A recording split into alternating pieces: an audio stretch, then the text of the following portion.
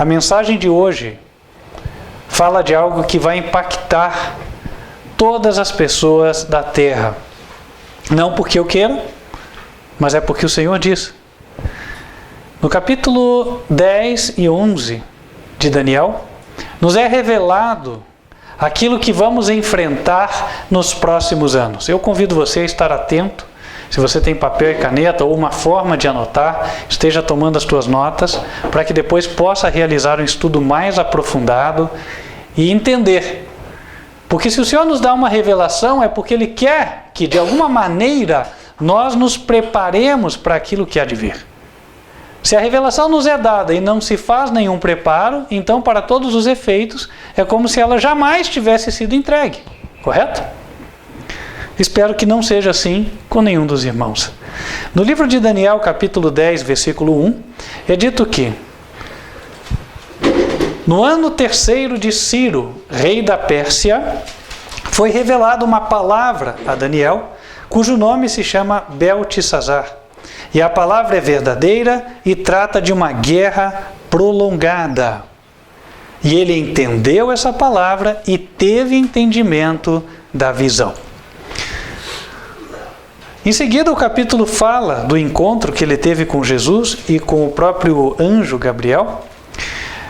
E lá no versículo 14, o anjo Gabriel dá a ele a entender o contexto geral da revelação que ele teve.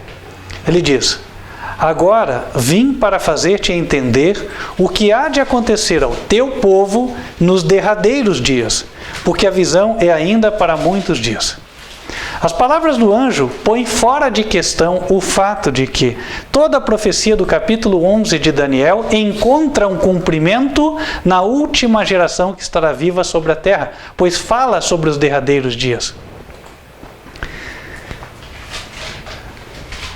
E é justamente isso que nós queremos saber. O que vai acontecer? Para isso nós temos que entender o contexto de Daniel. Ele fala: o que vai acontecer ao teu povo. Daniel pertencia ao povo judeu. Naquela época, Judá e Israel, Reino do Norte, já estavam divididos há muitos anos. Os judeus tinham algumas crenças peculiares, não é verdade?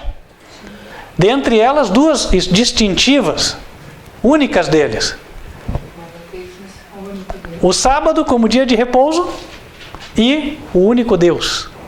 Eles não creem, por exemplo, numa trindade, nem creem em dois deuses. Para eles, o único Deus é o Pai. E aí, Deus fala para Daniel: olha, eu vou dizer para você o que vai acontecer ao teu povo nos últimos dias. Fora de questão o fato de que o teu povo aqui também é o povo que tem a mesma crença de Daniel. Não tem como interpretar, como entender de forma diferente.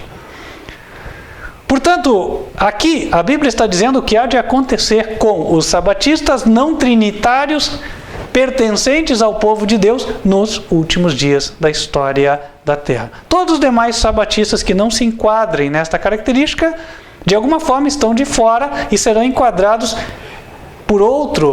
em outro papel nesse cenário dos últimos dias, como nós veremos pela profecia.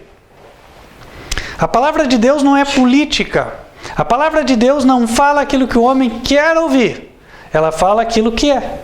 E o homem escolhe se aceita ou se não aceita. No capítulo 11 de Daniel, o anjo começa dizendo, verso 1: eu, pois, no primeiro ano de Dario, Medo, levantei-me para o animar e fortalecer. E agora te declararei a verdade. Eis que ainda 3 reis estarão na Pérsia, e o 4º será acumulado de grandes riquezas mais do que todos, e esforçando-se com as suas riquezas, agitará todos contra o reino da Grécia. Antes de avançarmos, nós precisamos responder uma pergunta. Ora, como o capítulo diz respeito aos últimos dias, se ele está falando aqui dos reis da Pérsia, rei da Grécia, não parece um contrassenso? Verdade é que o anjo não mentiu. Então, é necessário transportar isso que está sendo dito para os nossos dias. Há um paralelo nos nossos dias deste reino da Pérsia, há um paralelo do reino da Grécia, e é necessário identificar os atores. A Bíblia diz que a história se repete, só mudam os atores. Isso nós encontramos em Eclesiastes, capítulo 1, No versículo 9, ali é dito: o que foi, isso é o que há de ser. E o que se fez, isso se tornará a fazer. De modo que nada há novo debaixo do sol. Há alguma coisa de que se possa dizer, vê, isto é novo? Já foi nos séculos passados que foram antes de nós. Portanto, nós viveremos uma repetição da história. Haverá a Pérsia moderna, haverá a Grécia moderna, e nós estaremos inseridos nesse contexto. Assim como Daniel estava inserido naquele contexto do reino da Pérsia. Então é necessário identificarmos aqui os atores. Vamos lá. Para isso, vamos relembrar um pouco da história antiga do povo de Israel. Por que Daniel estava aqui a serviço do rei da Pérsia? Aqui a visão foi dada para ele, por exemplo, conforme está em Daniel 10, verso 1, no ano 3º de Ciro, rei da Pérsia. Se você conhece um pouco do livro de Daniel, vai se lembrar que em Daniel capítulo 6, verso 28, a Bíblia diz que Daniel prosperou no reino de Dario e no reinado de Ciro, o persa. Daniel era um conselheiro da corte, um dos presidentes, administradores do governo. Então, como é que Daniel foi parar lá na Pérsia? Alguém se lembra da história? Ocorre que Daniel foi um dos cativos levados de Judá, quando, por causa da apostasia do povo de Israel, cumpriu-se a profecia de Jeremias, onde o povo estaria cativo por quantos anos? 70 anos. Vamos colocar isso numa linha do tempo. Aí vai ficar mais fácil de entender. São os famosos 70 anos de cativeiro babilônio. E aí o povo foi deportado de Jerusalém até Babilônia. A situação deles mudou. Em Jerusalém adoravam, ou poderiam adorar, o único Deus verdadeiro, guardar o dia do Senhor, o sábado. Porém, quando chegaram em Babilônia, a história era outra. Quem não se lembra da história dos 3 amigos de Daniel? Nabucodonosor construiu a imagem e falou, olha, quem não adorar a imagem vai ser lançado aonde? Na fornalha de fogo ardente. Uma coisa eles perderam durante esses 70 anos, que é a liberdade religiosa. E também perderam a condição de adorar o único Deus verdadeiro. Temos um pequeno problema técnico, mas vamos avançar. O inimigo está irado, porque ele sabe que essa mensagem é verdadeira, sabe que vai abrir os olhos de muitas pessoas e não quer. Mas hoje ele vai ser derrotado em nome de Jesus. Amém. Então, meus queridos irmãos, nós estávamos dizendo que o povo de Israel foi levado cativo à Babilônia. Vou escrever aqui. Foi o cativeiro babilônico.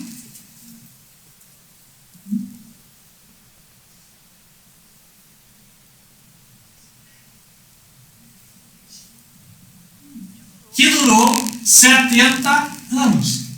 E durante esses 70 anos, algo notório aconteceu. Eles saíram de uma situação onde, até aqui, eles adoravam um Deus, o Pai, e aí entraram numa outra situação onde lhes era imposta uma religião. E essa religião imposta, fato notório, isso sabe-se já, a religião babilônica era baseada numa trindade, a trindade daqueles deuses, né? Bel, Marduk e Ishtar. Portanto, eles deixaram essa condição de adorar um só Deus e aqui eles vieram para adorar a trindade. E assim ficaram sem poder adorar com liberdade o único Deus até o final dos 70 anos. Os 70 anos finalizaram-se no primeiro ano de Ciro.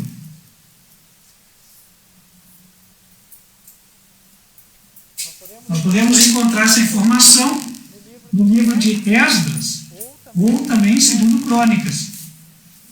Tanto em 2 Crônicas 36, quanto Esdras capítulo 1.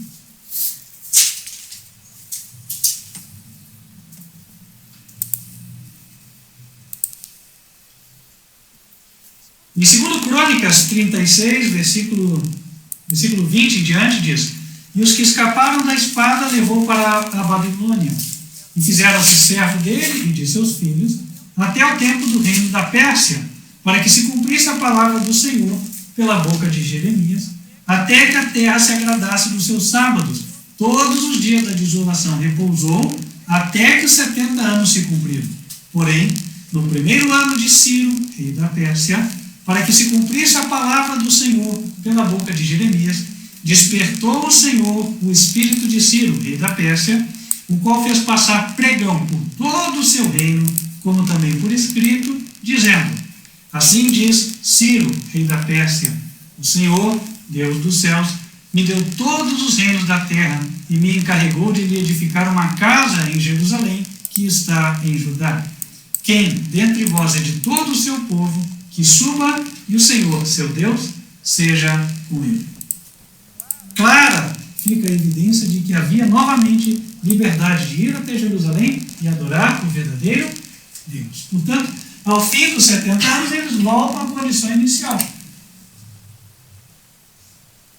Um Deus, o Pai.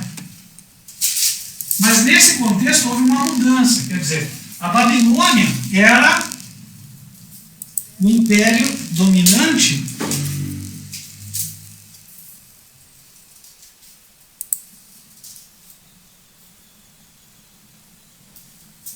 e quando Ciro assume, já era o terceiro ano do império Medo-Persa. Com a transição dos impérios, notou-se uma clara diferença de política quanto à liberdade religiosa. Enquanto que na Babilônia não havia liberdade religiosa, pelo contrário, havia opressão, havia intolerância religiosa, no reino da Medo-Pérsia era permitido aos povos o professarem a sua religião. Uma prova disso é o fato dos israelitas terem sido permitidos, ou seja, receberam essa permissão de voltarem e estabelecerem o seu culto. Para os nossos dias, como é que a gente vai entender isso? Primeiro, nós temos que encontrar um povo que encontra o seu paralelo nos judeus antigos. Qual foi o povo que nasceu, digo como povo, como igreja, com estas duas características? Guarda do sábado e não crença na Trindade. Nós vamos ver. A Igreja Adventista do Sétimo Dia, isso foi em 1863, quando ela oficialmente foi estabelecida nos Estados Unidos da América. E assim permaneceu até o ano de 1931, quando então, pela primeira vez, no seu livro de crenças, no livro do ano, na crença número 2, foi inclusa a crença da Trindade. Ora, a crença da Trindade, segundo o Catecismo Católico, é a crença fundamental da fé católica, e sobre ela estão construídos todos os ensinos da Igreja, inclusive guarda do domingo e outros. Por sua vez, a Igreja Católica encontra a sua contrapartida na Babilônia Antiga. Por quê? Era a Babilônia que possuía a crença da Trindade, que ordenou adorar a imagem de ouro, assim como hoje a Igreja também leva os seus crentes a venerar, é a palavra que eles usam, não usam adorar, o venerar as imagens. Portanto, aqui nós temos já dois atores identificados no tempo moderno. Eu vou colocar eles como siglas, que daí não poluam tanto. Nós tínhamos um que era IA, de Igreja Adventista do Sétimo Dia, e tínhamos outro que era a Igreja Católica, ICA, Igreja Católica Apostólica Romana. Então, em 1931, dentro da Igreja Adventista, ocorre uma submissão virtual ao credo católico. Por quê? A Igreja Católica pregou, e isso não é segredo para ninguém, que todos aqueles que trazem a sua doutrina, na verdade, são parte dela, são filhos dela. Inclusive, quem foi batizado na Trindade, se quiser ser católico, é aceito por profissão de fé. Não sei se vocês sabiam disso. Né? Pode haver divergências internas dentro da igreja, mas já li um pouco sobre isso também. Tá? E aí, começou-se um período. Ora, no passado, quantos anos o povo ficou ficou cativo da doutrina falsa? 70 anos. E agora? 70 anos desde 1931 vão nos levar para que ano? 2001. O que aconteceu em 2001? Quem estava dentro da igreja adventista nessa época deve se lembrar. Ocorreu um grande despertar em diferentes partes do mundo, onde pessoas estudaram e viram que esta doutrina, Trindade, não era uma doutrina bíblica. Também descobriram que os pioneiros da igreja não criam na Trindade. E falaram, nós temos que retornar. Nós temos que retornar e construir o verdadeiro templo. Nós temos que retornar para a verdadeira adoração. E aí aconteceu que houve um despertar religioso. E desse despertar, muitos saíram. E surgiram, inclusive, vários grupos, até denominações, igrejas novas, enfim. Houve um período de grande sacudidura, mas finalmente Deus teve um povo que voltou a guardar o sábado e adorar um só Deus. Pai, aqui estamos nós hoje. Certo? Então Deus operou. Porque era o tempo apontado. Mas a profecia, isso nos leva agora a poder encaixar aquilo que nós iniciamos a ler sobre Daniel. Convido vocês para abrirem o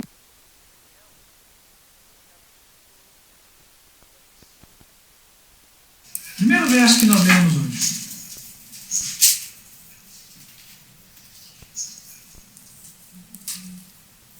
Diz lá: no terceiro ano de Ciro, rei da Pérsia, foi revelada uma palavra a Daniel, cujo nome se chama Beltesazar, e a palavra é verdadeira e trata de uma guerra prolongada. Quando foi revelada a palavra? Terceiro ano de Ciro. Voltem para o gráfico, vamos ver aqui. Nós estávamos em 2001, no equivalente ao primeiro ano de Ciro, correto? Então, o terceiro ano são 2 anos para frente. Seria o segundo e o terceiro, está aqui. E esse terceiro ano corresponderia, portanto, a 2003. Já identificamos várias coisas, mas falta identificar um ator aqui, que é a Medo-Pérsia. A Medo-Pérsia estava em notável contraste com a Babilônia. Enquanto a primeira era a representação da intolerância religiosa, a segunda era o contrário. Então vamos trazer para os nossos dias. Ora, a Igreja Católica hoje também ela é a representação da intolerância religiosa. Basta nós olharmos para a época da Idade Média. O que eles faziam com quem não queria crer nas doutrinas da igreja, nos dogmas da igreja? Queimavam, matavam na estaca, com todas aquelas torturas, e por isso houve, inclusive, o tribunal da Inquisição para punir as pessoas pelos crimes religiosos. Eu me lembro que eu visitei em Lima, no Peru, um tempo atrás, o Museu da Inquisição Espanhola. Não vou dizer para vocês o que eu vi lá, não interessa, né? Mas eu posso dizer que ninguém gostaria de estar lá, certo? Ninguém gostaria de ser evangelizado daquela forma, né? O evangelizar era colocar você entre a cruz e a espada. Quer dizer, ou você se converte ou morre. Era assim que se fazia. Então, é um paralelo com a Babilônia. Não tem que mudar. Olha, fiz uma imagem, todos têm que adorar e tocar os instrumentos. Quem não adorar, vou mandar direto para a fornalha de fogo. Agora, voltando. Na época moderna, quem seria um ícone que se contrapõe a essa intolerância religiosa? O ícone da liberdade religiosa. Ora, não é difícil de entender. Há um lugar só na Terra onde nós vemos essa liberdade plena. É os Estados Unidos da América do Norte, fundado por pessoas que fugiram das perseguições católicas e desejavam estabelecer um país livre. E aí surgiu o sonho americano, e este é a razão, o segredo da grandeza deste país, que em 300 anos, um pouquinho mais, se tornou a única superpotência do mundo. Feliz a nação cujo Deus é o Senhor.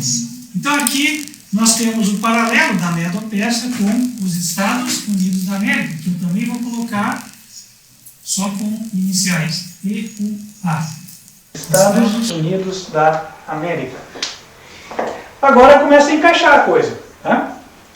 Então, o rei da Medopérsia seria o equivalente do governante americano, que não tem nome de rei hoje, tem o nome de presidente. Aí alguém diz, tá vendo? Essa interpretação está errada, porque antes era uma monarquia, agora não é. Para lá. Basta entender-se como funcionava o governo medo-persa. O governo medo-persa funcionava nos moldes de uma república. Por quê? Porque uma vez o rei poderia sancionar uma lei proposta ou não. Mas uma vez que ele aprovasse aquela lei, ele mesmo estava sujeito àquela lei e nem ele podia mudar a lei. Um exemplo disso nós encontramos em Daniel, capítulo 6. Quem conhece a história de Daniel na cova dos leões? Deixa eu ver as mãos aqui.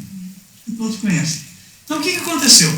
Os príncipes chegaram até o rei e falaram para ele fazer um decreto. Olha, faça um decreto, rei, que durante 30 dias ninguém pode orar para ninguém a não ser para o rei. E ele fez. Depois ele descobriu que aquilo era uma trampa, uma artimanha para eliminarem a Daniel. Eles tinham inveja de Daniel. Aí o rei trabalhou o dia inteiro para tentar libertar Daniel. E o que aqueles príncipes disseram para o rei? Abram lá em Daniel 6, versículo 15.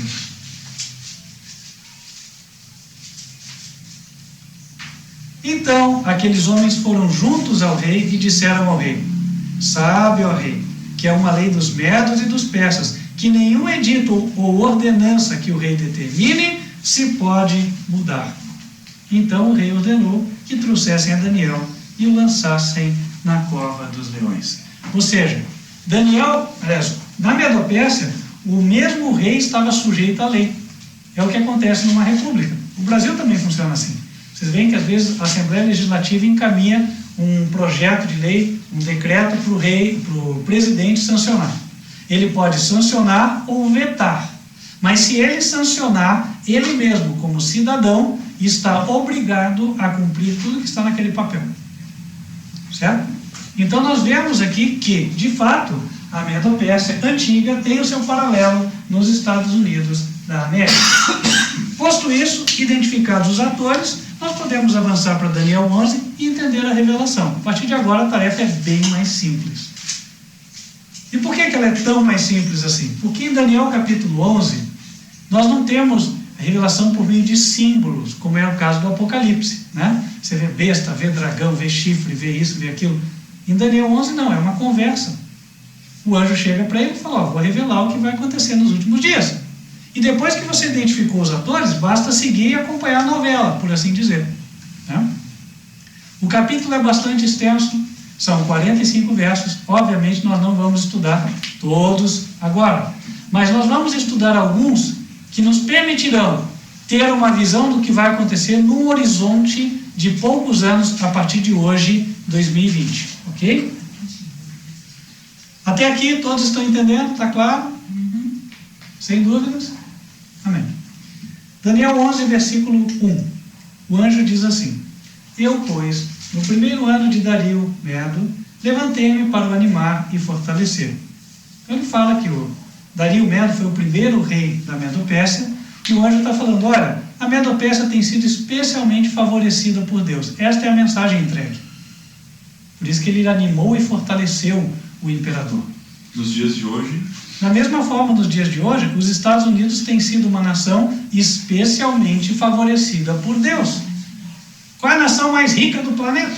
Qual é a nação mais forte do planeta? Qual é a nação que proporciona aos seus habitantes a melhor condição de progredir, que permite a eles sonharem? Quem nunca ouviu falar do sonho americano? Quem nasceu na década de 70, 80, com certeza ouviu. O que era o sonho americano? É a terra onde você pode entrar sendo um cidadão pobre, empreender e acabar bilionário. Isso era possível. Agora, na Europa, isso era um sonho praticamente impossível. A Europa é um lugar totalmente consolidado já. O mercado é totalmente dividido. Os comércios são divididos pelas famílias. Cada um tem, por assim dizer, o seu feudo econômico, né? O lugar onde determinados mandam. E não tem muita oportunidade, como tem e como havia nos Estados Unidos da América. Sejam bem-vindos. Então, meus queridos irmãos, posto isso, podemos avançar para o verso 2 Daniel 11, verso 2. O anjo diz: e agora te declararei a verdade. Opa, agora nós estamos em 2003, certo? Viajamos no tempo, estamos aqui no 3º ano do rei Ciro, na hora em que o anjo vai revelar o futuro. Agora te declararei a verdade. Eis que ainda 3 reis estarão na Pérsia, e o 4º será acumulado de grandes riquezas, mais do que todos, e esforçando-se com as suas riquezas, agitará todos contra o reino da Grécia. Então vamos lá. Nós já vimos que os reis da Medo-Pérsia têm o seu equivalente nos presidentes americanos. Em 2003, quem era presidente dos Estados Unidos? Quem se lembra? George W. Bush, que é o Bush filho, certo? Bush pai governou na década de 90. George W. Bush iniciou seu mandato em 2001 e concluiu seu mandato em 2008. As Torres Gêmeas em 2001 também. Sim, 2001 foi o ano do atentado. Tá? E aí, em 2008, assume o poder Barack Obama.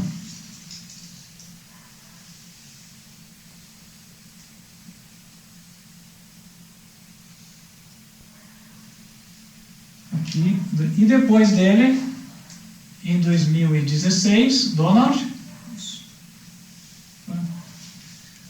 Trump.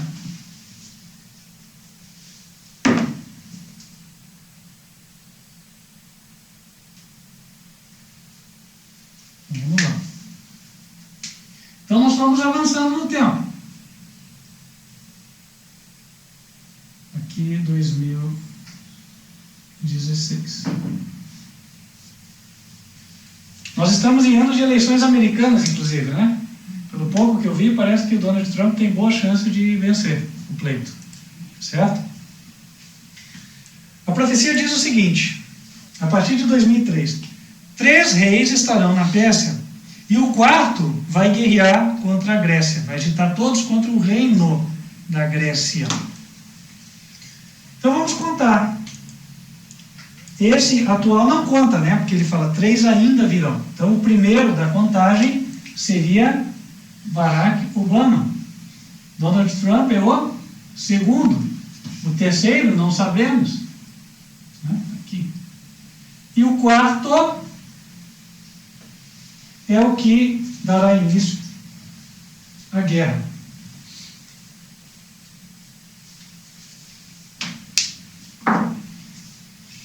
E é interessante como essa profecia ela se relaciona com o sermão profético de Jesus em Mateus 24. Porque aqui diz que o 4º agitará todos contra o reino da Grécia. Então vai ser uma batalha contra outro reino. E nós já vamos identificar qual é. Tá? Se nós formos para Mateus 24, quando perguntaram a Jesus sobre os sinais dos últimos dias, um dos sinais que ele deu foi a guerra. Abram lá, Mateus 24,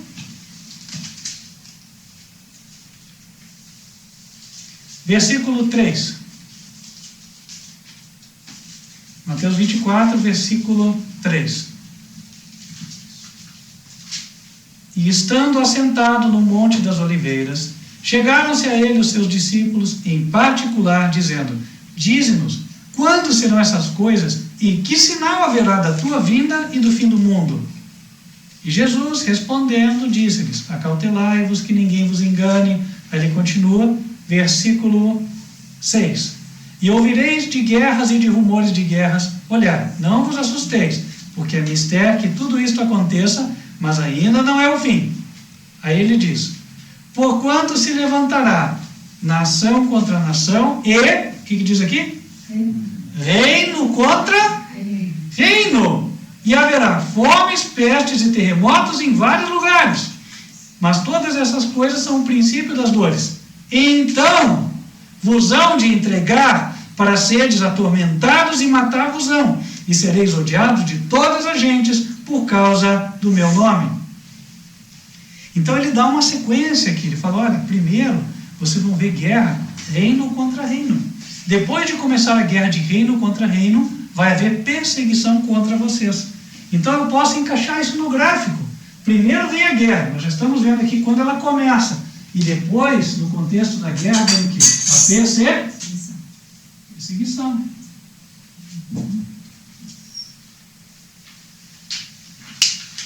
Agora a gente pode voltar para Daniel 11. Já era perseguição vindo no quarto rei ou no terceiro? Perseguição, segundo Mateus 24, vem depois que começa a guerra. Perseguição forte. Não quer dizer que não venha nada agora. Todos aqueles que quiserem viver piamente em Cristo Jesus padecerão perseguições. Isso o apóstolo Paulo diz em 2 Timóteo 3, verso 12. Não quer dizer, portanto, que não haverá nenhuma perseguição até lá. Perseguições isoladas podem haver. Mas, nessa época, haverá uma perseguição generalizada contra o povo de Deus? Sim, haverá. Certo? Então, meus queridos irmãos, nós estamos aqui no governo Trump. Estamos indo, daqui a algum tempo, não sabemos quanto, para o terceiro governante. E quando chegar o quarto, vai estourar a guerra.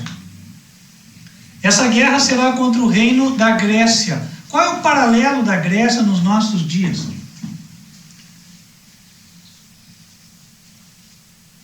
A Grécia também era um reino que não propiciava a mesma liberdade religiosa que a Medo-Pérsia propiciava. Portanto, nós vemos de volta esse contexto inicial que nós tínhamos de Babilônia. Ou seja, isso está mostrando, de novo, uma subida do papado. Alexandre o Grande, né, aquele grande governador persa, o rei persa, ele tem, rei grego, ele tem o seu paralelo também no papado.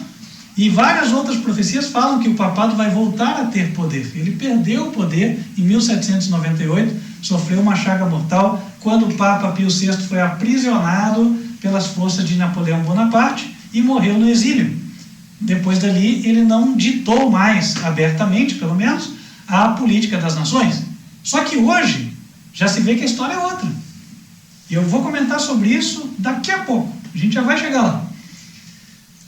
E aí, em Daniel 11, ele fala que o quarto rei vai iniciar uma guerra contra o reino da Grécia. E no versículo 3 de Daniel 11, ele disse assim: depois se levantará um rei valente, que reinará com grande domínio e fará o que lhe aprouver. Então, ele literalmente nos dá a entender o seguinte: eu estou falando, vai ter uma guerra, mas lá para frente vai levantar outro rei. Então, ele intencionalmente pula aqui vários eventos, um período de tempo razoável, e fala que lá na frente vai acontecer tal coisa. Eu não vou cobrir isso agora, porque senão eu não chego no ponto. Quem quiser estudar o livro todo de Daniel, eu recomendo que tenha esse material aqui. É o livro de Daniel, capítulo 11. Já foi publicado faz algum tempo. E aí ele tem a explicação da profecia, versículo a versículo. Nós não temos tempo e condição de entregar um conteúdo de 100 páginas num sermão de 1 hora. Né? Mas vamos para frente, que é aonde a gente deve chegar. Versículo 5. Aí ele diz: e se fortalecerá o rei do sul. Nós vamos entrar no contexto dessa guerra já. Se fortalecerá o rei do sul e um de seus príncipes. Este se fortalecerá mais do que ele, e reinará, e domínio grande será o seu domínio. Mas ao cabo de anos, eles se aliarão. E a filha do rei do sul virá ao rei do norte para fazer um tratado. Para por aqui. Puxa, agora ele começa a falar de rei do sul, rei do norte, mas como assim? Ora, o que ele está falando, forçosamente tem que ser uma continuação daquilo que ele começou a falar. Senão, você não encontra conexão para poder entender a mensagem. Ele disse que ia revelar. Ele começou a revelação, aqui ele só está dando sequência. Os atores, nós já tínhamos identificado. Os atores modernos são Estados Unidos e a Igreja Católica. Mas o que dizer de rei do norte e rei do sul? Ora, para Daniel não era difícil identificar rei do norte. Por quê? Lá nas profecias de Jeremias, que eram estudadas pelo profeta Daniel, o Senhor já tinha dito que do norte viria o reino de Babilônia para conquistar Judá. Abram lá em Jeremias, no início do livro, capítulo 1 de Jeremias,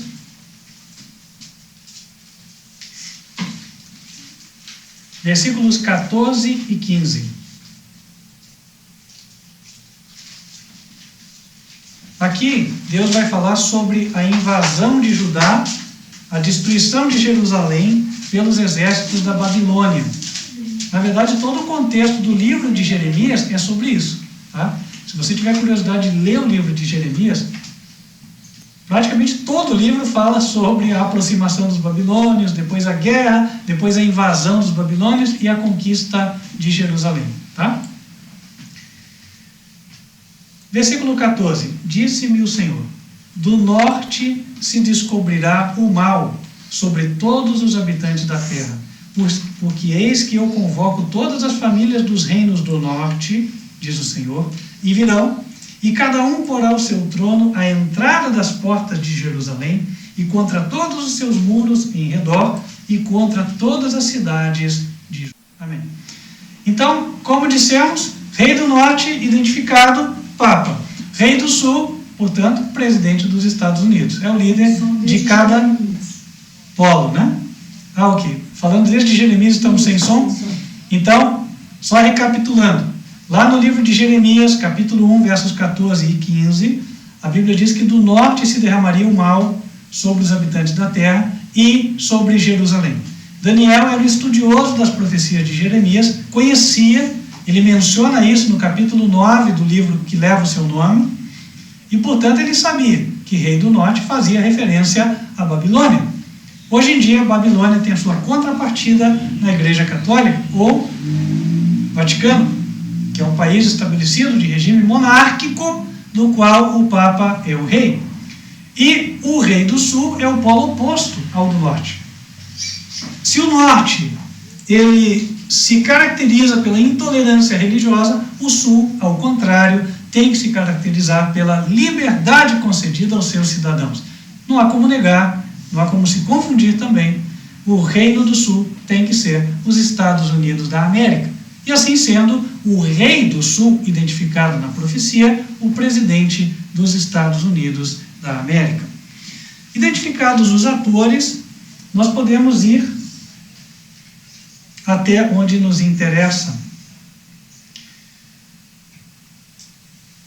Nós estávamos no versículo 6, correto? Mas ao cabo de anos, eles se aliarão. Estados Unidos e Vaticano se aproximariam. Isso aconteceu ou não? Sim.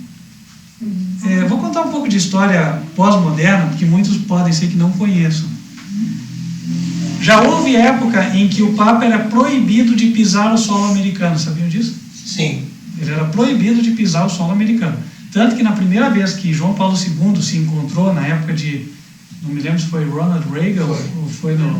Né? O que acontece? O Papa veio, ele passou de voo, foi até para o Alasca, se eu não me engano, encontraram-se lá.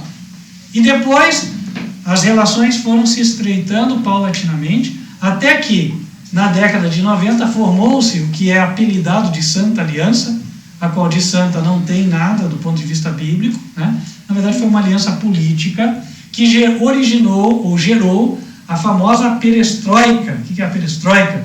O desmantelamento da União das Repúblicas Socialistas Soviéticas. Isso aconteceu na década de 90, no governo de Mikhail Gorbachev, né? E aí os Estados Unidos deixaram de ter aquela competição acirrada com o bloco soviético e se consolidaram como a única potência, única superpotência na Terra. Isso com a ajuda política de João Paulo II. João Paulo II, lembre-se, iniciou seu pontificado em 1978. Ronald Reagan governou na década de 80, desde o início da década até quase o final da década de 80. Bom, e aí, a partir de então, gradualmente a Igreja Católica ganhou poder e influência política dentro dos Estados Unidos da América, a ponto de, por exemplo, hoje, dos membros da Suprema Corte americana, o Judiciário americano, a maioria é católica. Já sabiam disso? Embora os católicos não sejam a maioria. Na geração Millennium, que são os americanos que nasceram depois do ano 2000, né, a Igreja Católica já conta com mais de 40% de simpatizantes. A esquerda, quer dizer, já conta com mais de 40% de simpatizantes. É algo assim, inimaginável antigamente. Então, meus queridos irmãos, gradualmente, isso que nós vimos aqui dizer, né? Eles se aliarão, isso veio acontecendo. Aí diz, ainda no mesmo verso 6, e a filha do rei do sul virá ao rei do norte para fazer um tratado. Filha é mulher, certo? Mulher na Bíblia representa o quê? Igreja. Uma igreja com sede nos Estados Unidos, originada nos Estados Unidos, iria até o Vaticano para fazer um tratado, fazer concordata. Para quem era essa igreja? Tem que ser uma igreja que nasceu nos Estados Unidos, ponto número 1. Segundo, ela que tem que se tomar a iniciativa e ir até o Vaticano para fazer uma espécie de aliança. E aí nós encontramos, infelizmente, uma igreja que fez isso. É a Igreja Adventista do Sétimo Dia. Aqui na página 54 do livro, é relatado um evento de 1977, quando o secretário-geral dos Adventistas do Sétimo Dia, um denominado pastor Bert B. Beach, teve uma audiência com o Papa Paulo VI e o presenteou com uma medalha de ouro. E o fato foi publicado na revista da denominação adventista, chamada Advent Review and Sabbath Herald, de 11 de agosto de 1977, página 21. Peguei direto da fonte, está aqui escaneado. Interessante a data, né? 11. O 11 é sempre relacionado com os propósitos dos mentores da nova ordem mundial, né? 11 de setembro. O coronavírus se tornou uma pandemia em 11 de março. Interessante isso, né?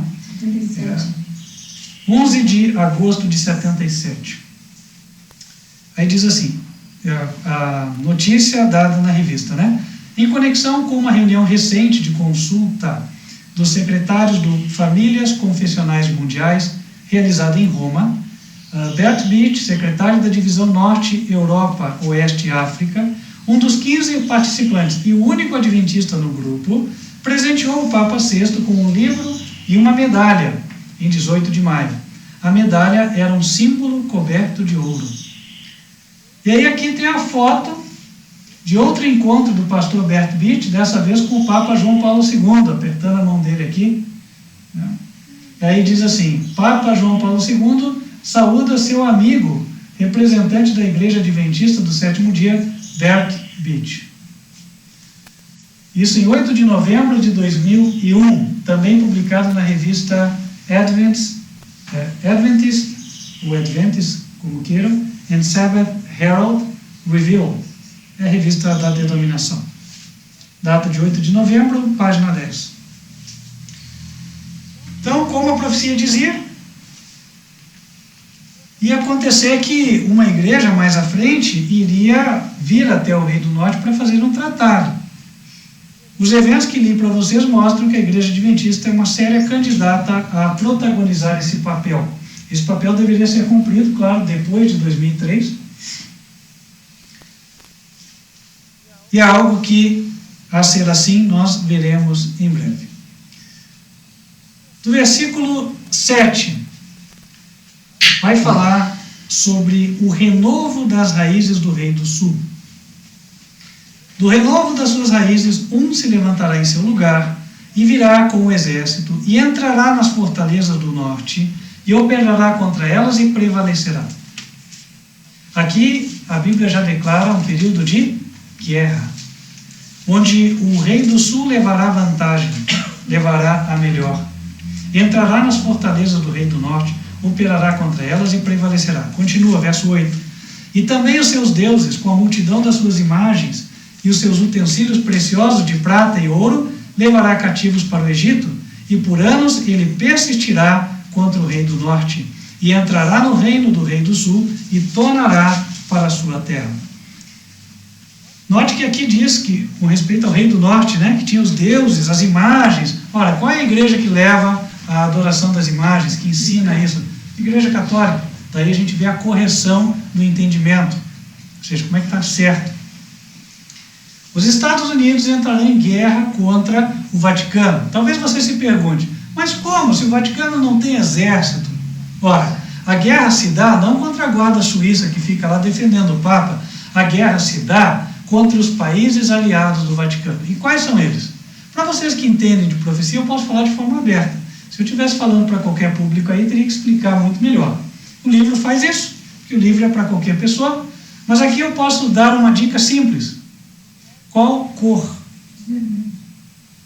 Em qual cor a prostituta, a Babilônia do Apocalipse, ela é representada? Em qual cor ela se veste? Vermelho. Quem se lembra, né? Babilônia se vestia em púrpura e escarlate, a cor vermelha. Ora, qual é a cor que os sacerdotes católicos usam?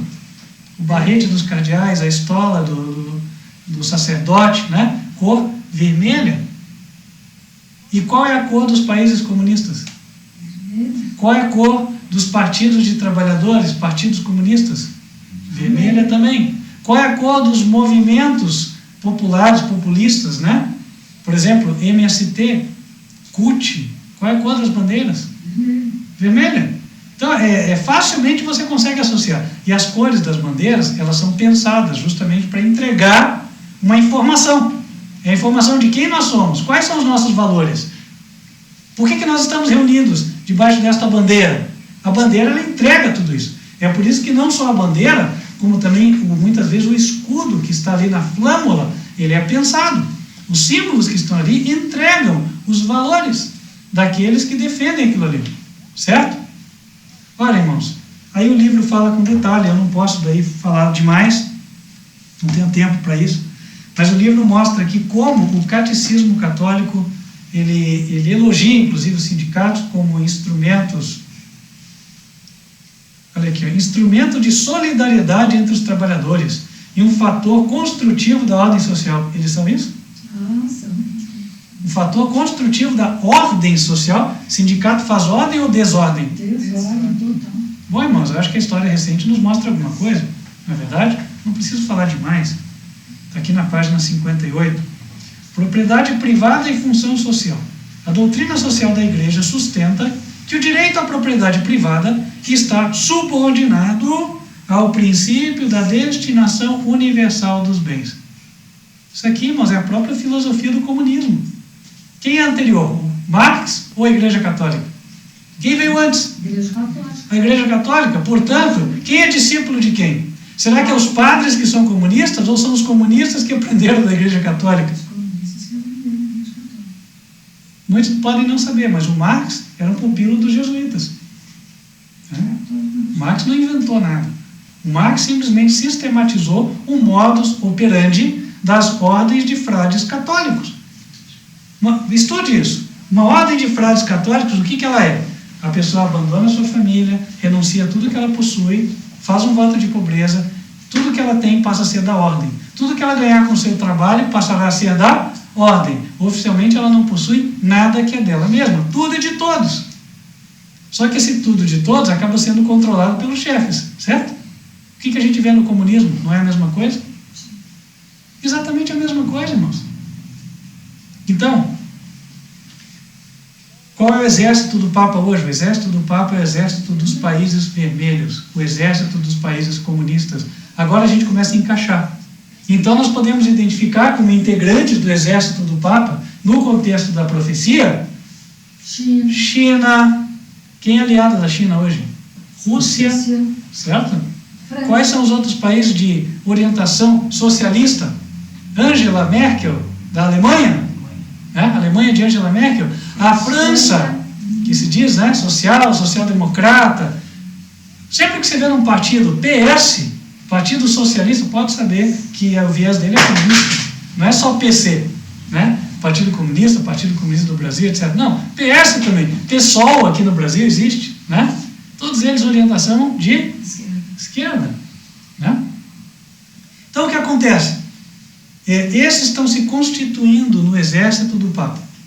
E agora vamos falar um pouquinho de notícias modernas, coisas que a gente tem visto.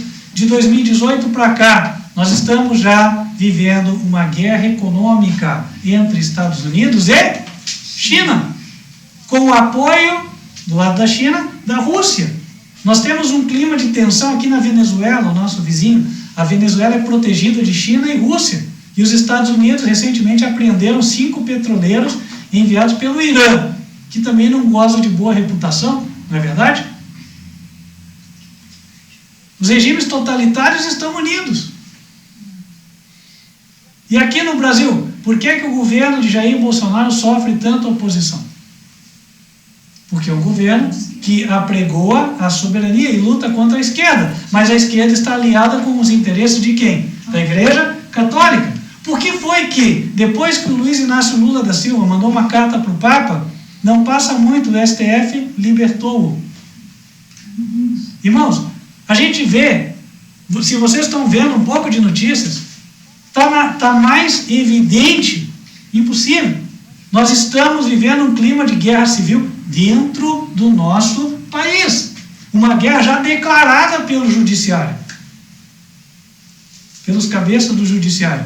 Aquilo que o executivo faz, o STF faz de tudo para impedir. E aí nós temos um legislativo que está em busca de favores, né? E desculpe o termo, mas em parte está se comportando como uma prostituta. Eu vou para quem dá mais. E nesse contexto, na queda de braço, os comunistas estão vencendo dentro do nosso país. Eu quero ler para vocês aqui um comentário que não é meu, é de um analista que publicou na Gazeta do Povo e está aqui no capítulo 5.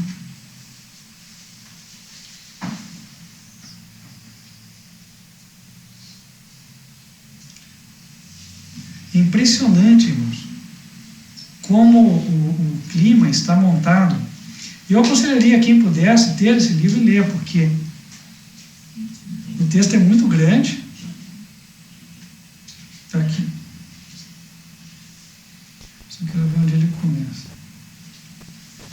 Diz assim: a agonia do multilateralismo. Trump, Brexit, o Brexit e o soberanismo. Ele começa: mais que a eleição de Donald Trump, o Brexit, tanto temporalmente quanto didaticamente, representa a pedra angular de uma recente virada geopolítica que tem alterado substancialmente os rumos da história contemporânea. Novas forças conjugam-se em um contexto intensamente turbulento. Aí ele remonta um pouco a história, desde 90, os movimentos soberanistas ingleses, que questionam a própria União Europeia. Depois ele fala um pouquinho contra o NAFTA. Aí ele diz aqui, ó, mais para frente, que ali, né?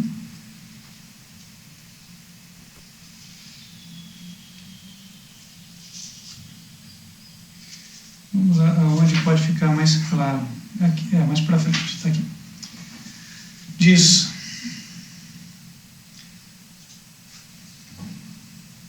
ao configurar-se como antagônico ao jogo político multilateral pós-Guerra Fria, o movimento soberanista opôs-se, logicamente, aos poderosos grupos beneficiados por tal conjugação. No curto espaço temporal entre o plebiscito britânico e a eleição americana, nasceu uma sólida ameaça ao establishment econômico e político. Obviamente, o contra-ataque foi e tem sido fulminante em todos os aspectos possíveis, principalmente o midiático. Conseguiram entender? O que acontecia? Eles estavam formando a União Europeia, o NAFTA, que é o bloco dos países da América do Norte, que é Estados Unidos, Canadá e México, queriam criar o Mercosul aqui e estender como se fosse um bloco da América Latina, cada país abrir mão da sua soberania, placa de trânsito já não é a placa do país, né? A placa do carro já é uma placa Mercosul, não é assim? Sim. Igual existia a placa da União Europeia, antes não era assim, tinha a placa da França, a placa da Alemanha, assim por diante, mas os países foram abrindo mão da sua soberania. E sabe qual foi o problema? Por exemplo, na União Europeia, quem que elege o presidente da União Europeia? Você acha que é o francês, o cidadão alemão que elege? Não. O presidente é indicado. E é indicado por pessoas, né, que não são necessariamente representativas. Então o que acontece? Você fala: não, mas eu posso eleger o deputado europeu. Para com isso, gente. Você elege alguém, né, que ele representa você, ele representa os teus interesses, né? Agora, eu vou eleger um deputado sul-americano, faz sentido? Ele vai defender os meus interesses? Se ele for colombiano, vai defender o meu interesse? Né? Ora, eu sou brasileiro. Daí você vê, esse movimento de migração absurda, né? Entra milhões de pessoas lá da Argélia, lá para a Europa e tal. Tem um propósito isso aí. Sabe qual que é o propósito? Acabar com o sentimento patriótico dos países. Destruir o sentimento pátria e depois a soberania nacional. E aí transformar os países em meros estados de 10 grandes superpaíses. São os 10 dedos da estátua de Daniel. Os 10 reinos mundiais. Essa é a conformação política mundial final. E aí, esse analista que escreveu na Gazeta do Povo, não com base na Bíblia, mas com base no que ele está vendo, ele está colocando assim, olha, esse multilateralismo, é isso que eu estou comentando para vocês, ele estava enxergando. E aí ele vê que, de repente, os ingleses se levantaram contra e os americanos também. Falaram, peraí, que negócio é esse? Vou abrir mão da minha soberania? De jeito nenhum, não vou fazer isso. E aí no Brasil, alguém se levantou, nosso presidente também falou a mesma coisa. O nosso ministro das Relações Exteriores também falou a mesma coisa. E o ministro das Relações Exteriores, se não me engano foi ele, disse que o próprio ensino diplomático de um tempo para cá tem criado pessoas com a mente formatada, pensando que política mundial é multilateralismo. Já é no contexto novo. Por isso que no Brasil eles abriram exceção para chamar pessoas que não tinham formação nessa parte da diplomacia para compor o corpo diplomático brasileiro. Por quê? Eles querem isenção nesse aspecto. E está certo. Eu não quero gente com a mente formatada. E aí nós estamos no meio desse contexto, e o povo está achando que não, tem que continuar a Copa, a Olimpíada, o não sei o quê. Gente, as coisas mudaram. Nós estamos chegando no tempo do fim. Acabou. Não tem mais. Você está pensando que o mercado vai voltar a prosperar normalmente, tudo vai ser maravilhoso e tal. Esqueça. Nós vamos ter um pequeno tempo, uma janela temporal aqui no nosso país. Por quê? Feliz a nação cujo Deus é o Senhor. Nós temos um presidente temente a Deus. Podem criticar ele o que for, mas enquanto ele estiver temendo a Deus, nós, povo, seremos abençoados. Com toda essa crise de Covid, nós tivemos o melhor junho da história do país em desempenho econômico. Vocês acreditam nisso? Como é que a gente pode explicar isso aí? Deus. Só Deus. Não tem outra explicação. Não tem análise política que justifique isso aí. Ou análise econômica que justifique isso aí. Não tem. Mas essa janela temporal não vai durar muito tempo. É o que Daniel 11 nos revela. Ele está nos revelando que quando vier a guerra, nesse quarto presidente, a primeira parte dela vai ser vencida pelos Estados Unidos. Irmãos, a guerra só não estourou agora porque Deus não permitiu. Essa semana eu li uma notícia que no mar da China tinha, se não me engano, eram aeronaves americanas entrando em área reivindicada pela China e a China soltou um míssil lá. Para mostrar assim, olha, não venha se meter no que é meu. Em outras palavras. Aqui, quando os Estados Unidos também tomou os petroleiros, alguém poderia ter levantado e falar, opa, a Venezuela é meu protegido. Irmãos, nós estamos vivendo um clima de tensão. Há poucos meses atrás, o Maduro, presidente da Venezuela, enviou tropas para a fronteira com o Brasil. Forças se preparam para invadir o nosso país pelo norte do país. Atenção! E quando elas invadirem, muitos comunistas que estão dentro do nosso país vão se declarar favoráveis a ela. Nós vamos ter uma luta muito difícil aqui dentro do nosso país. Sabem quando isso vai acontecer? Leiam aqui em Daniel 11. Vamos continuar. Aliás, antes de continuar, falta só dizer uma coisa. Essa guerra que está se contornando, ela vai ter não só 2 países participando, vai ter vários. E nesse polo, acho que até no livro comentamos isso aí, alguns países parecem já alinhados. Por exemplo, Estados Unidos, alinhado com Japão, Inglaterra, Brasil, se eu não me engano, Austrália também. China, do outro lado. China, Rússia, 2 candidatos que, a meu ver, são fortes para integrar essa união. França, Alemanha, são dois países fortes também. Eventualmente outros de menor expressão. Itália. Né? Então, meus queridos irmãos, nós já vemos um cenário que só esse, se deflagrasse, já nos traria a Terceira Guerra Mundial. E detalhe, como nós já estudamos na semana passada, Terceira Guerra Mundial, não pense mais só no nuclear. A gente falava de nuclear, da Guerra Fria e tal. Agora, a próxima edição da guerra é guerra espacial. Nós vimos isso, né? Eles acreditavam em 2018 que dentro de poucos anos haveria tecnologia suficiente para desviar asteroides da sua rota e usá-los como armas militares. Nós tivemos agora, poucas semanas atrás, aqui em Pernambuco, caíram asteroides que furaram o teto e entraram dentro da casa da pessoa. A pedra assim, incandescente. Meteoritos, né? São pedrinhas pequenas. E o povo está dormindo. O povo está dormindo, gente. As igrejas estão dormindo. Você vai lá, né? Meia dúzia de versinhos. Não, então, eu vou falar uma coisa muito importante. Vou pregar o Apocalipse. Nossa, que interessante. Então, o que você vai falar? Então, gente, isso aqui está falando no Apocalipse, da época de Cristo, da coisa dos soldados romanos e tal. Gente, e a coisa pegando fogo nos nossos dias aqui, e o povo sem saber do que está acontecendo. Estou mentindo? Não. Estou mentindo, meus queridos irmãos? Não estou mentindo, vocês sabem disso, é verdade. As igrejas que deveriam estar despertas estão dormindo.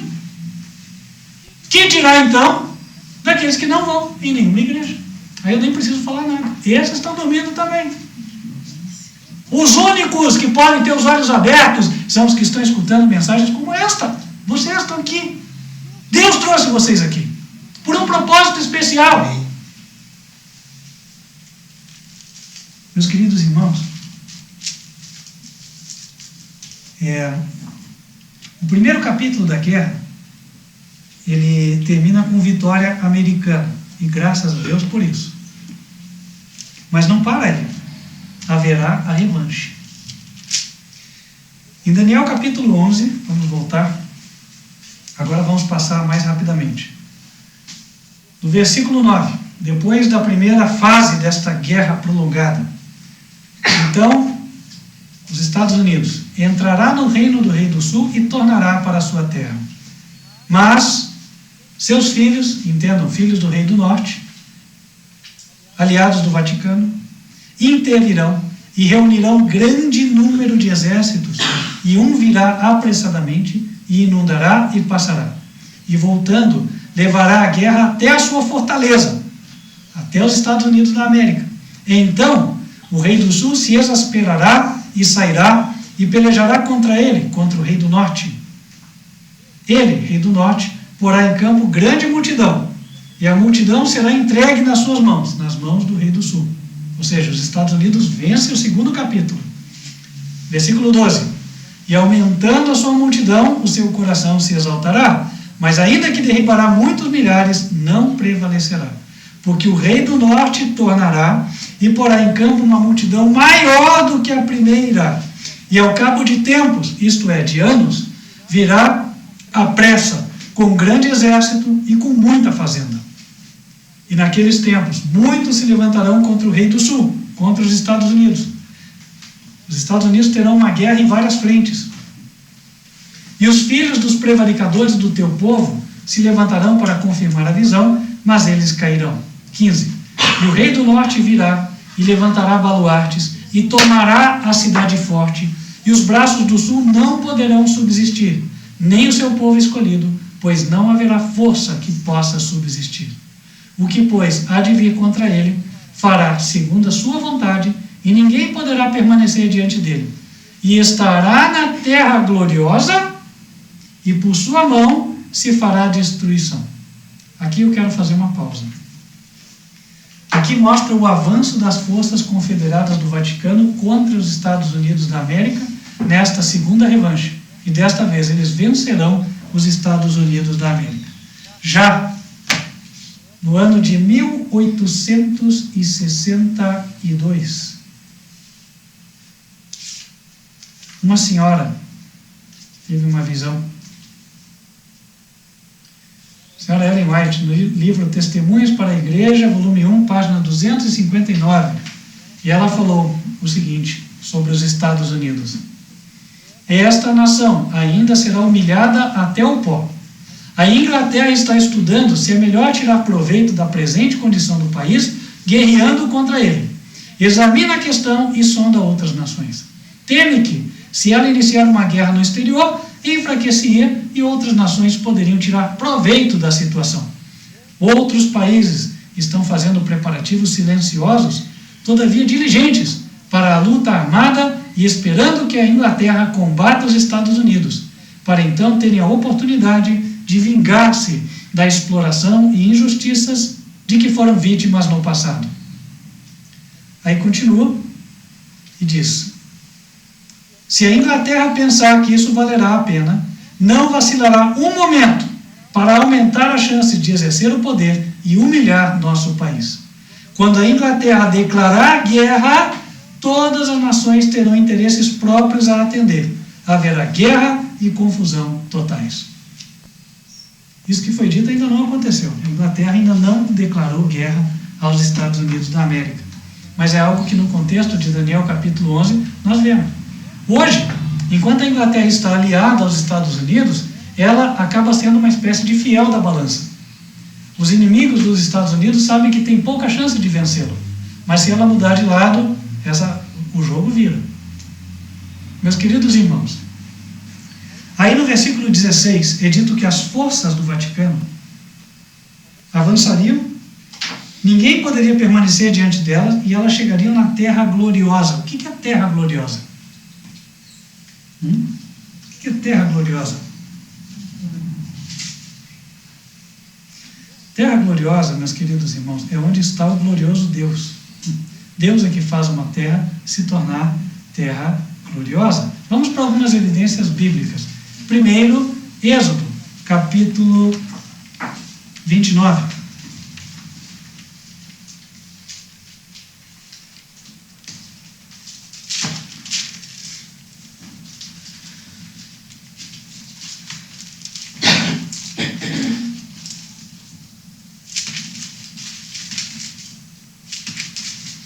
Êxodo 29, versículo 43.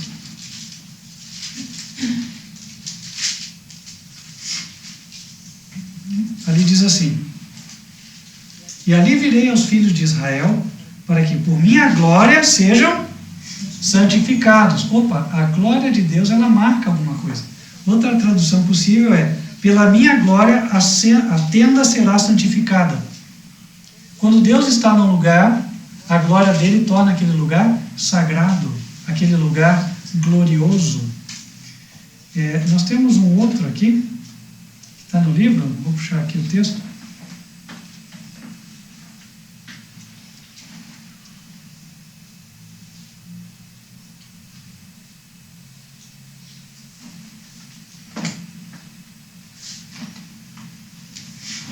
Estava lendo ele ontem e passou aqui. Está aqui. Salmo 145, versículos 3 e 5. Salmo 145, versículos 3 e 5.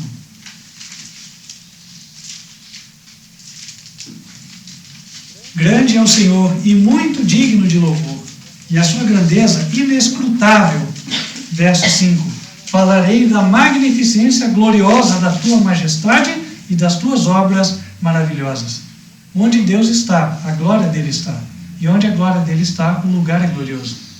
Quando fala terra gloriosa, está se referindo a isso. Agora, no tempo do fim, qual terra é a terra gloriosa?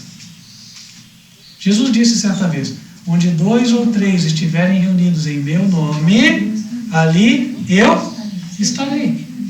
Quando ele fala de terra gloriosa, ele se refere ao lugar onde Jesus, onde Deus se manifesta. E ele se manifesta onde estão aqueles que o amam, que o temem. Então, quando fala, ele estará na terra gloriosa, quer dizer que ele virá até onde estão os santos de Deus. Ele virá até onde estão os crentes, nós. E na Bíblia King James, que é a versão em inglês, diz: e por sua força eles serão consumidos. Literalmente está dizendo que os crentes vão ser perseguidos. Aí eu quero chegar no ponto. Nós teremos uma guerra onde os primeiros capítulos serão vencidos pelos Estados Unidos, mas depois isso se volta. E aí os Estados Unidos são derrotados. E não somente eles, os seus aliados também. Hoje nós, Brasil, em termos militares, nós somos aliados de quem? Estados Unidos. Estados Unidos da América. Quando os Estados Unidos forem derrotados, nós seremos derrotados. E essa guerra, potencialmente, ela vem de onde? Do norte para o sul. Hoje está se formando uma rebelião favorável à invasão comunista no Brasil, que é semelhante ao que aconteceu na época da Guerra da Secessão Americana, entre norte e sul, só que inverte. Lá, o sul era escravista, era aliado do papado. O norte procurava a libertação.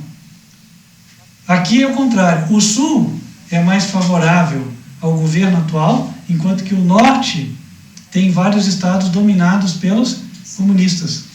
Já visto, por exemplo, no governo Bahia, governo Vermelho e outros estados também, norte e nordeste. Eu aconselharia os irmãos a procurarem a ler o capítulo desse livro aqui, Testemunhos para a Igreja, volume 1, capítulo número 53, fala o norte e o sul. Eu não tenho condições de ler tudo aqui, para não tornar grande demais o sermão, mas faria muito bem a todos vocês que pudessem ler. E alguma coisa aqui eu posso colocar, talvez para vocês terem uma ideia do que é que nós temos aí pela frente. Diz assim: minha atenção foi chamada para a rebelião sulista. O sul tinha se preparado para um conflito feroz, enquanto o norte estava inconsciente de suas verdadeiras intenções, querendo resolver na base da democracia. Qualquer semelhança com a nossa realidade política atual, mera coincidência, né? Ou cumprimento do que Eclesiastes disse, né? A história se repete. Antes de iniciar-se o governo do presidente Lincoln, quem conhece a história do presidente Lincoln? Abraham Lincoln. Foi um presidente a favor ou contra a liberdade? A favor, foi morto pelos jesuítas, né? A favor da liberdade. Antes de iniciar-se o governo do presidente Lincoln, o Sul estava em grande vantagem. O governo anterior planejou e administrou em benefício do Sul, para roubar do Norte seus materiais bélicos.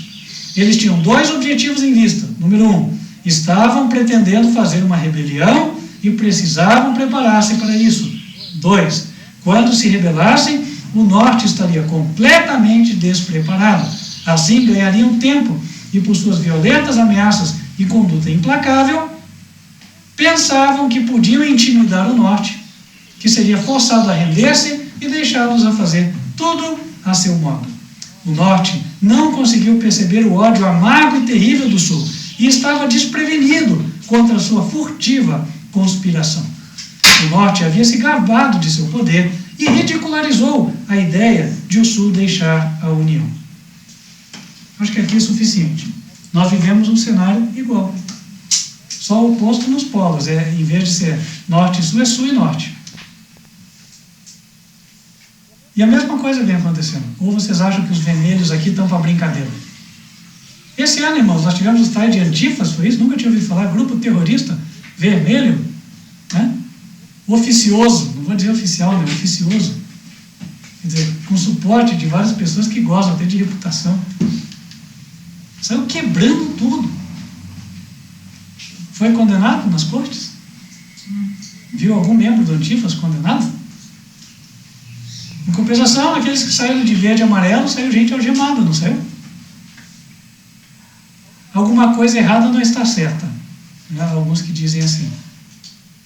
Irmãos, nós, no nosso país, dentro dos próximos anos, vamos viver guerra civil. E não pense você, eu já estou numa idade tal, eu não vou ser chamado para serviço militar. Irmãos, em época de guerra, amplia-se o contingente.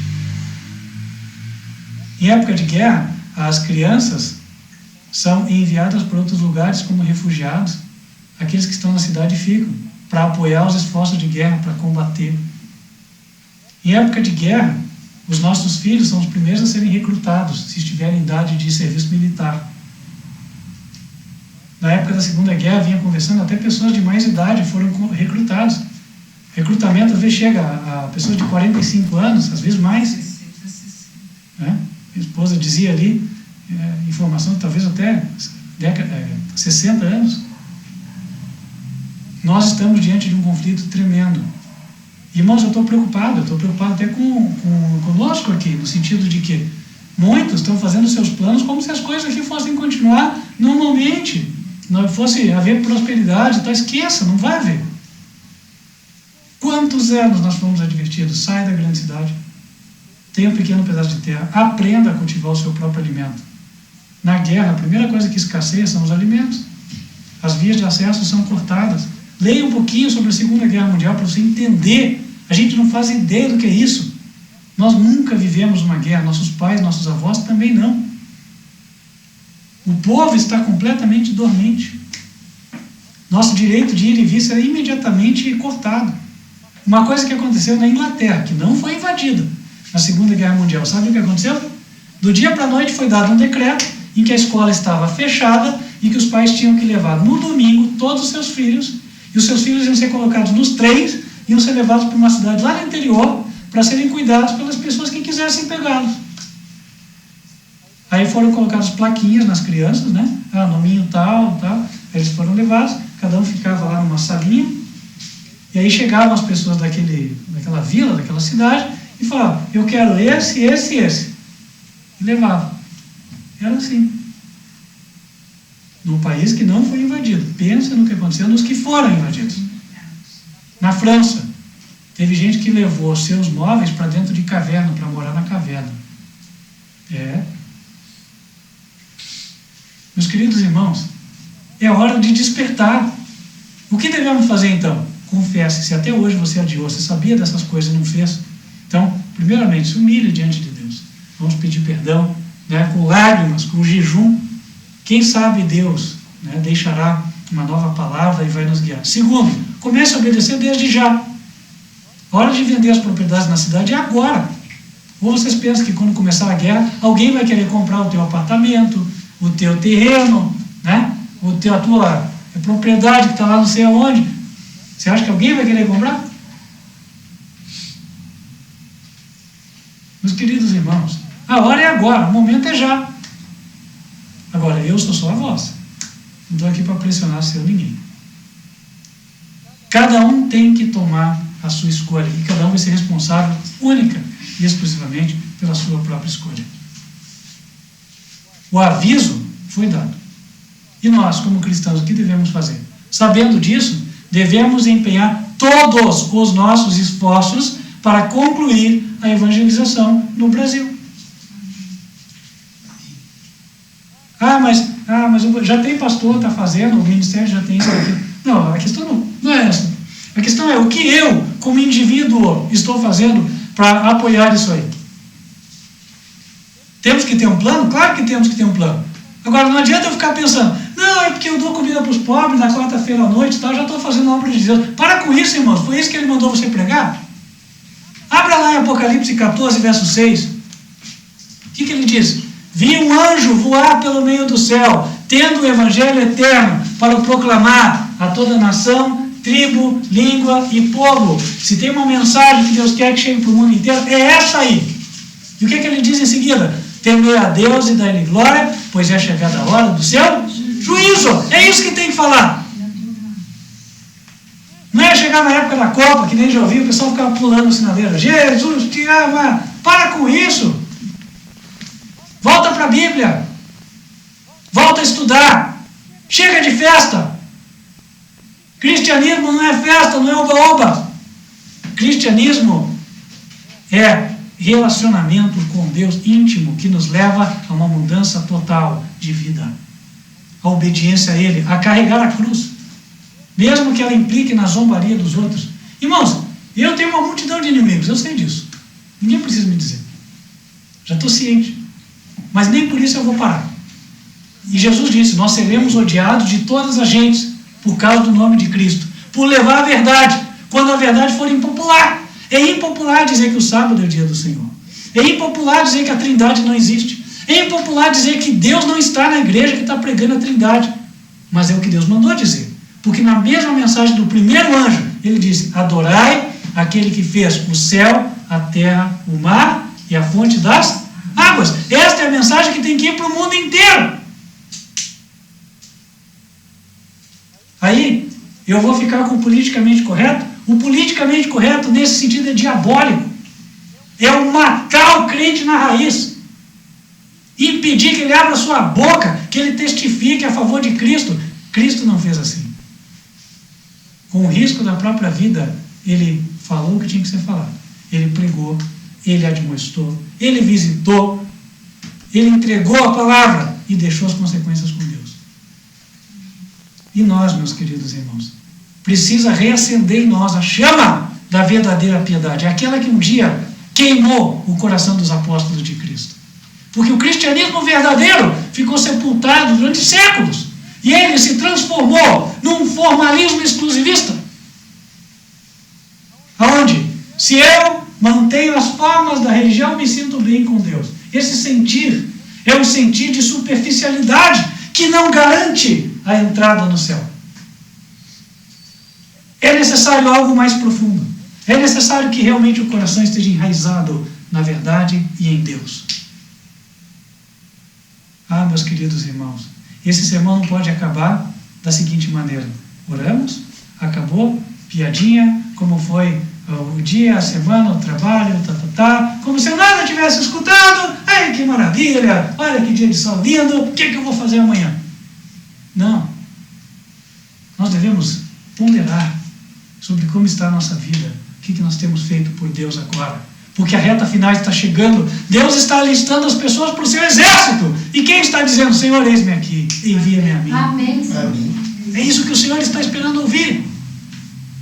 Um Isaías com o coração quebrantado, depois de ter visto a glória do Senhor, falando: Senhor, quem sou eu? Eu vi a glória do grande. Tem misericórdia de mim. O homem só pode ser grande na pregação do Evangelho depois que ele se humilha na presença do Senhor. Aí Deus pode usá-lo.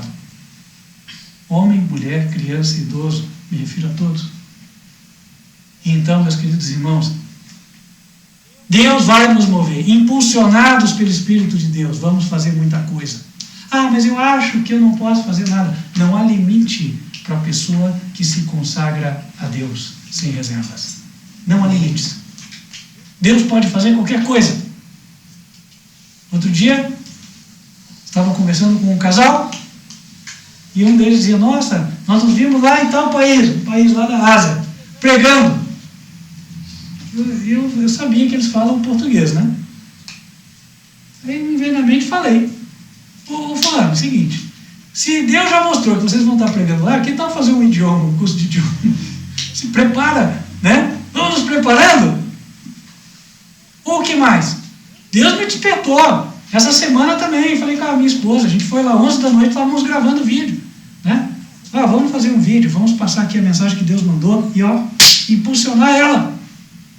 Irmãos, nós não teremos liberdade durante muito tempo. Esta semana foi aprovada uma lei que já restringe bastante a ação de marketing digital. Quem está sabendo? Foi sancionada a lei. Alguém pode reclamar, falar que você está com o CPF dele, com os dados dele, né? E você ser indiciado por isso e ser condenado, e vai ter punição para isso. Coisa tão comum, né? O pessoal falava: não, olha lá, manda lá qualquer coisa de graça, aí você já pega os dados da pessoa, joga ela no teu funil e tenta vender. Vai acabar essa história. Eles não querem isso. Sabe o que eles querem? Eles querem que os meios de comunicação fiquem somente na mão deles. Essa história de que as redes sociais democratizaram a comunicação, verdade, mas vai acabar. Eles já perceberam isso. E eles estão começando a puxar a corda da mordaça. Nós não temos muito tempo mais. Então, se você pensa em investir no Evangelho, a hora é agora. Depois não diga que não foi avisado. Você foi avisado. Eu espero que quando não houver mais tempo eu já tenha feito tudo. Queira Deus que todos também andem assim. Amém. Como o apóstolo Paulo certa vez disse, né? Quisera que todos fossem como eu, exceto estas cadeias. Haverá perseguição, mas nós não devemos nos preocupar com ela.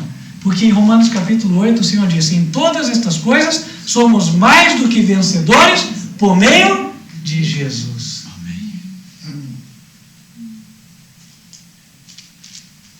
Queridos irmãos, para finalizar, Filipenses capítulo 3.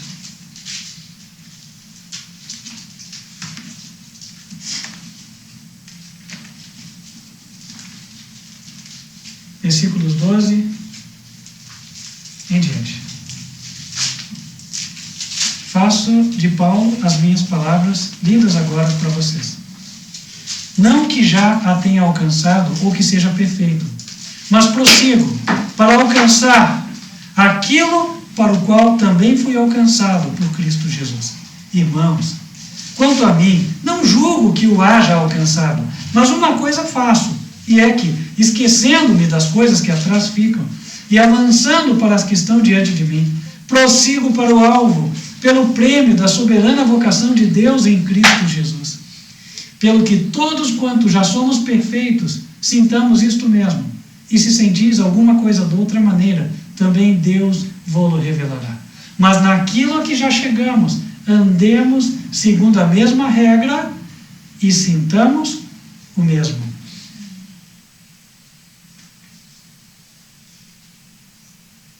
Sede também meus imitadores, irmãos, e tende cuidado, segundo o exemplo que tendes em nós, pelos que assim andam. Porque muitos há, dos quais muitas vezes vos disse, e agora também digo, chorando, que são inimigos da cruz de Cristo. O fim deles é a perdição, o Deus deles é o ventre, e a glória deles é para a confusão deles mesmos, que só pensam nas coisas terrenas. Mas a nossa cidade está nos céus, de onde também esperamos o Salvador, o Senhor Jesus Cristo, que transformará o nosso corpo abatido para ser conforme o seu corpo glorioso, segundo o seu eficaz poder de sujeitar também a si todas as coisas. Amém. Amém? Amém. Amém. Temos uma meta diante de nós: continuar o caminho da santidade e da pureza, andar obedecendo a Deus, pôr em prática o que já aprendemos e confiar que Deus há de nos guardar. Amém. Nada temos a temer do futuro, a menos que nos esqueçamos da maneira pela qual Ele tem nos guardado no passado. Deixo algumas dicas com respeito ao futuro. Às vezes, a gente ouve um sermão desse e fica com medo, né? Mas coração pesaroso. Não precisamos ter medo. Por quê? Deus muitas vezes nos guardou. Você pode fazer uma reflexão. Quantas vezes Deus te livrou da morte? Quantas vezes Deus te livrou de uma situação sem esperança? Quantas vezes Deus atuou de maneira notória na tua vida? E da mesma forma que naquele dia Ele se lembrou de você, Ele não vai esquecer de você nos dias difíceis que temos pela frente. Amém. Se temos Jesus, temos tudo. A paz do Senhor pode abundar no nosso coração. E em meio à tormenta que nos rodeia, podemos nós permanecermos firmes como a rocha.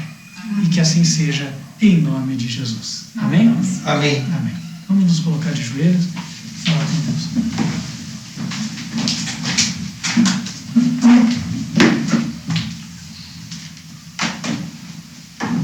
Santo e bom Pai, que nos olha os céus abertos, nós queremos pedir que o Senhor venha perdoar os nossos pecados. Amém. Precisamos receber um batismo especial do Teu Espírito Santo, para que o Senhor não só nos purifique, mas nos encha de fervor. Reavive, Senhor, a nossa fé, a fim de que nós possamos, com toda a energia, com toda a nossa força e vigor, nos dedicarmos à obra de salvação de almas. Amém. Ajuda-nos, ó Deus. Guia cada um de nós aqui. Todos nós precisamos de Ti. Opera em favor daqueles que nos assistem em qualquer lugar da terra. Que o Teu exército se desperte, se aliste, se alinhe para levar as boas novas ao mundo que perece. Amém. Que a verdade que prova os corações, aquela de Apocalipse 14, a qual o Senhor disse que deve chegar ao mundo inteiro, que ela esteja nas nossas bocas e seja vivida em nossos corpos. Amém. Esteja conosco, ó Deus, que ao levantarmos desta oração, sejamos pessoas diferentes. Amém. Pessoas, Senhor, movidas pelo Teu Espírito. Amém. E abra as portas para que o Teu povo possa levar o estandarte dos Teus mandamentos e da fé de Jesus. Amém. Ó Senhor, e já Te agradecemos porque sabemos que é esta a Tua vontade. É o Teu desejo e será cumprido. Por isso agradecemos. Em nome de Cristo Jesus. Amém. Para você que nos assiste, deixa um convite feito. Se você quiser receber estudos bíblicos, aprofundar-se no conhecimento, eventualmente dar o passo do batismo, ingressar às fileiras do povo de Deus, no Ministério Quarto Anjo, Advertência Final, entre em contato conosco. Nosso número é 55, para quem está fora do país, no Brasil, 41 99509 8425. Vai ser um prazer, uma alegria podermos te ajudar. Muitos têm vindo, têm recebido a palavra. Espero que você seja o próximo. Você também nos encontra pelo canal YouTube, youtube.com/TV Advertência Final. Está convidado para nos acompanhar na próxima transmissão ao vivo, que ocorrerá sábado, 11 horas da manhã. E você que tem filhos, lembre de colocá-los na telinha também no mesmo canal, 15 para as 10 da manhã, onde teremos a Escola Bíblica das Crianças. Vamos ficando por aqui, mas eu convido você para receber as bênçãos do Senhor, as quais quero invocar sobre ti agora. Se for da tua vontade recebê-las, fecha os teus olhos. Que o Senhor te abençoe e te guarde. Que o Senhor faça resplandecer o seu rosto sobre ti e de ti tenha misericórdia. Que o Senhor levante sobre ti o seu rosto e te dê a paz. Amém. Que Deus te abençoe. Espero estarmos juntos nas próximas oportunidades. Até lá.